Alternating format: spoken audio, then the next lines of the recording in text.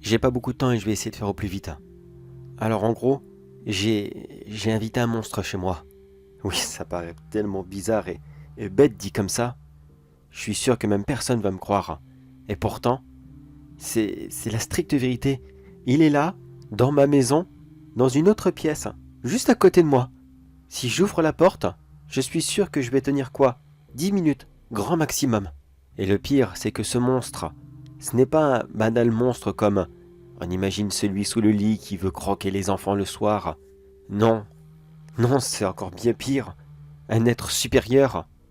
Je n'ai pas vraiment compris car je ne suis pas un grand professionnel, mais laissez-moi vous expliquer depuis le début et je pense que vous comprendrez. Je vous dirais bien que tout a commencé il y a quelques jours, comme beaucoup d'histoires traditionnelles, mais non, pas du tout. Ça fait quoi? Des années, bien avant ma naissance même, que ça a commencé. En fait, c'est parti d'une banale collection. Oui, une collection, et rien de plus. Mais une collection un peu spéciale, je l'avoue. Est-ce que vous avez déjà eu des petits objets qui brillent dans le noir? Comme les petites étoiles qu'on accroche au plafond, les petits jouets dans les Kinder Surprise, pour ceux qui ont vécu dans les années 90. Vous savez que ces jouets contiennent du phosphore, qui permet justement de pouvoir briller la nuit. Mais avant cela, est-ce que vous savez comment on faisait pour faire briller les jouets? Je suppose que oui. On utilisait de l'uranium. Et non, ce n'était pas si dangereux que ça en fait. Quand on entend le mot uranium, on pense tout de suite à radioactivité, cancer et toutes les maladies horribles. Mais en fait, sachez que les jouets et autres petites vaisselles qui contenaient de l'uranium n'en avaient pas tant que ça. Donc au final, si vous aviez quoi? Un assortiment de vaisselle et quelques jouets, il n'y avait pas vraiment de danger. Après, oui, il y a bien eu des jeux de société qui mettaient à disposition de l'enfant des petites quantités d'uranium qui, elles, étaient un peu plus dangereuses. Mais si, vous savez, comme ces jouets qui permettent de faire sa propre bougie ou alors ses propres chocolats, eh bien là, c'était ses propres petits réacteurs. Je vous jure que ces jouets ont réellement existé. Et comme beaucoup de jouets dangereux, ils ont été abandonnés. Et comme beaucoup d'autres jouets abandonnés ou anciens, leurs valeurs et leurs intérêts ont rapidement monté. Et c'est là que ça a réellement commencé. Mon père a commencé une collection de tous ces jouets. Jeux de société, dinettes, jouets ordinaires, qu'importe. Tout ce qui était à base d'uranium, il les collectionnait. Une collection assez spéciale, certes, mais chacun son truc. Moi, j'ai plus ou moins baigné dedans. Enfin, je veux dire, dans l'esprit de la collection, pas dans les jouets eux-mêmes. Je n'avais pas le droit d'y toucher avant un très long moment. Mais mon père nous a quittés il y a malheureusement quelques années de cela. Et j'ai finalement hérité de toute cette collection. J'avais deux choix devant moi. Soit m'en débarrasser en les revendant, ou soit la continuer. J'ai pensé à m'en débarrasser, oui. C'est vrai, c'était un peu spécial, je voulais pas garder ça et d'un autre côté, je me suis dit non, non, c'est les affaires de ton père, tu peux pas t'en débarrasser. C'est l'œuvre de sa vie. C'était quelque chose qu'il tenait énormément. Tu dois continuer. Tu dois les conserver. Alors j'ai écouté cette petite voix et je l'ai fait. Survolant les petites annonces, les vides-greniers, les brocantes, tout ce qui était possible. J'ai cherché partout, pendant des années, afin d'agrandir encore plus cette collection. Et aujourd'hui, je peux dire avec fierté que oui, c'est très certainement l'une des plus belles collections d'uranium qui peut exister. Mais pas déclarée, bien sûr, car vous imaginez que j'aurais quelques problèmes juridiques si on apprenait que je possédais une telle collection. Comme je vous l'ai dit, quelques morceaux de vaisselle et quelques jouets ne sont pas méchants, mais là on parle de toute une salle de jeu qui en est remplie. Ne vous inquiétez pas, j'avais prévu des protections. La grande majorité des objets sont derrière des vitres de verre, doublées par eux-mêmes de vitres de PVC. En gros, il n'y avait pas vraiment de danger de la radiation. Mais il y en avait un autre, un très gros danger. Celui-ci, j'y avais pas pensé une seule seconde. Et je pense que personne au monde ne pouvait y penser. Ça a commencé quand j'ai amené l'objet trop. Qu'est-ce que ça pouvait être? Un objet maudit? Quelque chose qui avait servi à des rituels sataniques, gravé de textes en latin qui provenaient tout droit des enfers? Non, pas du tout. Il s'agissait en fait d'un simple service de vaisselle. Mais le danger ne venait pas de l'objet en lui-même. En fait, c'était sur la quantité que ça devenait dangereux. Quand je les ai déposés, tout est allé très vite. Les appareils électriques de la pièce ne cessaient de bugger. Les ampoules ont éclaté, les prises ont littéralement fondu. Et presque toutes les protections ne cessaient de fondre à vue d'œil. Ce que je veux dire par là, c'est que les vitres aussi éclataient. Et le PVC, il fondait, littéralement, comme un bout de plastique sur un barbecue. Bien sûr, j'avais pensé à beaucoup trop de radioactivité. Ça me semblait logique. Comme premier réflexe, j'ai attrapé un seau d'eau et je l'ai balancé sur la vaisselle que je venais de rajouter. Car oui, l'eau est une très très bonne barrière contre la radioactivité. Cela n'était qu'une solution temporaire, bien sûr. Je réfléchissais déjà à comment aménager mes installations, comment tout améliorer pour que cela n'arrive plus jamais. Et c'est là que j'ai entendu ce rire. Un espèce de rire cynique qui provenait tout droit d'outre-tombe. J'avais l'impression que quelque chose était là, qu'il se moquait de moi, comme si mon geste était tellement nul et inutile à ses yeux, comme si que cela n'était qu'une tentative désespérée de ralentir l'échéance, de se protéger d'une mort inévitable que j'avais moi-même déclenchée. Pensant d'abord que je devenais complètement fou, j'ai continué plusieurs fois à humidifier toute la pièce, sauf bien sûr tous les objets fragiles. Je veux dire par là, tous les jouets et jeux de société qui étaient encore dans leur emballage. Hors de question de mouiller ces très très précieuses affaires. Certainement pas. Et puis de toute façon, dans leur emballage, on ne craint absolument rien. Tant qu'on ne les sort pas, ils ne représentent aucune menace. J'avais comme projet de vouloir... Je sais pas en fait, ça me paraît tellement loin maintenant cette solution stupide. J'avais peut-être réfléchi à aménager un espèce de gros aquarium mais sans poisson pour mettre les objets sans boîte, enfin sans protection, comme les réacteurs nucléaires, vous savez, quand ils les noient pour être sûr que rien n'arrive. Enfin, des idées comme ça, je savais plus trop, je savais plus quoi penser. D'un côté, il fallait que j'humidifie très souvent ces objets, en même temps j'avais toujours ce rire qui provenait littéralement de nulle part, et qui, je l'avoue, en dernier commençait vraiment à me faire peur. Cela devenait beaucoup trop répétitif et trop récurrent pour que cela ne soit qu'une hallucination bidon. Puis les hallucinations auditives ont laissé place aux hallucinations visuelles. Et c'est là que je l'ai vu pour la première fois. Comment vous décrire ça? C'était comme un nuage.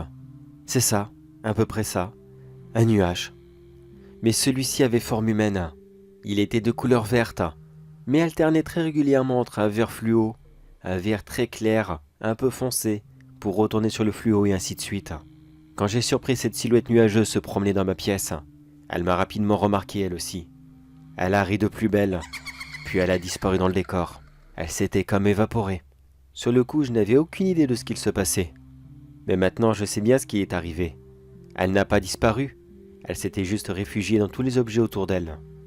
Elle était retournée dans son élément, comprenant que cette chose était bel et bien réelle, et qu'il y avait quelque chose dans ma pièce, quelque chose dans ma collection, quelque chose qui me voulait probablement du mal, et qui, maintenant qu'elle était là, n'allait très certainement pas partir tout de suite.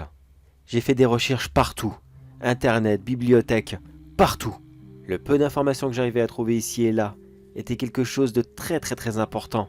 Je ne faisais que trouver au compte-gouttes, tant les informations étaient rares sur cette chose.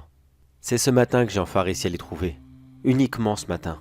D'après un vieux livre, il s'agirait d'un monstre élémentaire.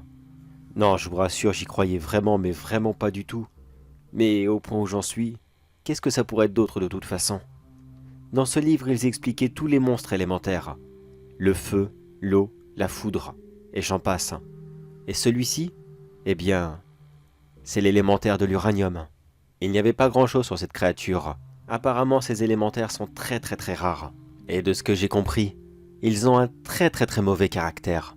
Ils sont du genre extrêmement capricieux et surprotecteurs par rapport à leur élément. La seule condition qu'il faudrait pour en faire venir un, c'est qu'il faudrait une très très très grosse quantité d'uranium, réunie exactement au même endroit. Et là vous vous dites sûrement, mais attends, c'est pas logique.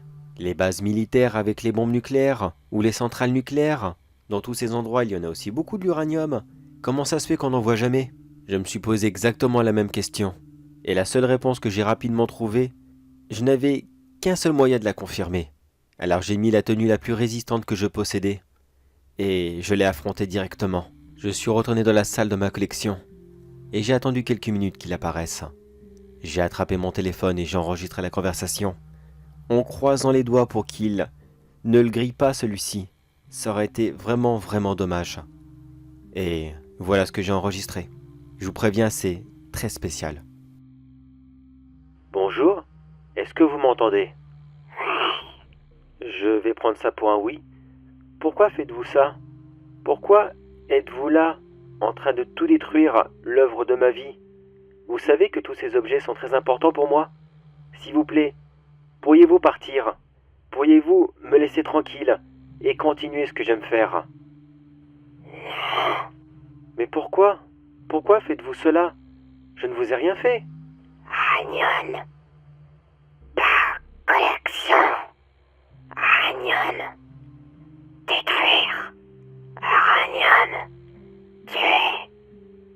Ta collection. Toi, mourir. Puis il a disparu et je n'ai plus aucune nouvelle de lui. Il ne m'adresse plus la parole. Enfin, si on pouvait appeler ça vraiment adresser la parole. Car visiblement le langage était très minime avec lui. Et voilà pourquoi il ne voulait pas que je collectionne ses affaires. D'après lui, l'uranium ne se collectionne pas. L'uranium, ça sert à détruire. Bon, d'une certaine façon, il n'a pas tort, mais c'est juste par fierté, par égoïsme. Ce monstre voit son élément comme quelque chose de si puissant que pour lui, les êtres humains lambda, enfin je veux dire monsieur et madame tout le monde, qui ne font que les stocker dans un coin juste par le plaisir, n'ont pas le droit de le faire. C'est pour ça qu'il ne dit rien aux centrales nucléaires, ni aux bombes nucléaires bien sûr, car à leurs yeux, cela est grand, fort et puissant, comme leur ego et leur caractère. J'ai donc pas le choix. Si je veux le faire partir et qu'il me foute la paix, soit je déménage moi-même et j'abandonne tout ça, ou soit j'arrive à peut-être enlever quelques affaires. Il est venu uniquement parce qu'il y avait assez d'uranium pour le faire venir. Si j'arrive à rentrer rapidement dedans, à prendre n'importe quel petit objet et à le séparer du reste de la collection, peut-être qu'il disparaîtra. Peut-être qu'il n'y en aura plus assez pour qu'il se matérialise ici. Je sais pas, c'est qu'une théorie. Mais qu'est-ce que je peux faire d'autre? Partir comme ça et tout laisser ici? C'est impossible. Je peux pas abandonner cette maison. J'ai vraiment pas les moyens de déménager comme ça. Faudrait au moins que je la vende pour partir. Et qu'est-ce que je vais dire à la vente? Oh, vous pouvez aller partout dans la maison, sauf dans cette pièce. Je vous préviens, c'est Tchernobyl. Mais non, c'est foutu. C'est complètement foutu. Bah allez, je vais prendre mon courage à deux mains et je vais essayer d'enlever au moins un petit truc, n'importe quoi. Allez, je vais voir ça. Je laisse l'enregistrement allumé, en espérant que celui-ci ne grille pas aussi. Bon, normalement tout va bien se passer, mon téléphone n'a rien eu tout à l'heure. Allez, souhaitez-moi bonne chance. Courage, courage. Allez, j'y vais. Au moins j'ai ma tenue hazmat qui me permet de me protéger contre la radioactivité, c'est déjà pas mal. Alors voyons, n'importe quoi. Ça sera parfait. N'importe quoi, du moment que je peux partir très rapidement. Allez, je reste pas ici une minute de plus. Qu'est-ce que c'était? Il est là. Vite, faut que je m'en vais. Mais lâche-moi. Qu'est-ce qu'il fait? Ma tenue, non! Il a arraché ma tenue. Il a arraché tout un bras de ma tenue. Et maintenant, il rentre... Non, va-t'en! Il rentre dedans comme un nuage qui partirait dans une ventilation. Va-t'en!